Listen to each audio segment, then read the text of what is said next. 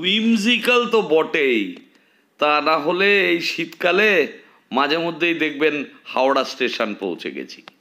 ঠান্ডা পড়ে গেছে শুনছি যে সব জায়গায় কলকাতার থেকে বেশি ঠান্ডা।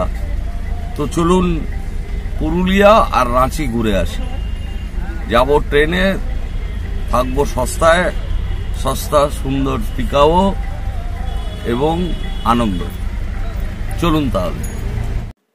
হাওড়া স্টেশন যেতে হলে না কলকাতার ফুসফুস এই ময়দান পেরোতে হয়, আর তখনই মনে পড়ে কবির সেই কবিতা, বহুদিন ধরে বহু পথ ঘুরে দেখিতে গিয়াছি পর্বতমালা, দেখিতে গিয়াছি সিন্ধু, দেখা হয় নাই চক্ষু মেলিয়া, ঘর হতে শুধু দুই পা ফেলিয়া, একটি ধানের শীষের উপরে একটি শিশির বিন্দু। ফিরে আসি, নিশ্চয়ই একদিন পুরো সকাল ময়দানে কাটাবো, সত্যি বলছি। কিন্তু আজ নয়, আজ দেখতে দেখতে পৌঁছে গেলাম হাওড়া ব্রিজের কাছাকাছি।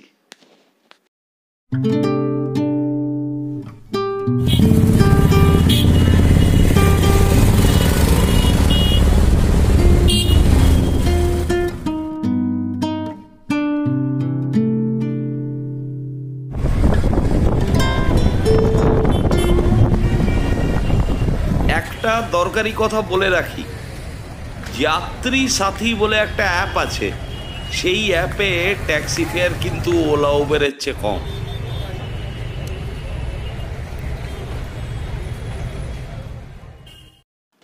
বেশ, চলুন এবার যাওয়া যাক।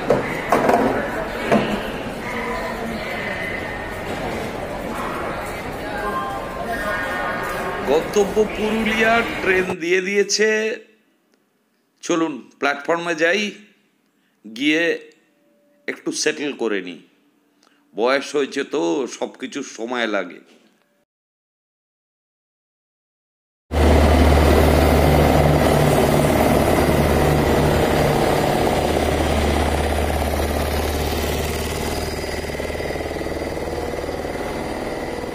আজকের দিনটা ট্রাভেল করতে করতেই কেটে যাবে। যাই হোক, সেটাই আরামে করা যাক। আর যাব 2S-এ। দেখুন আজকাল 2S কত ভালো হয়েছে।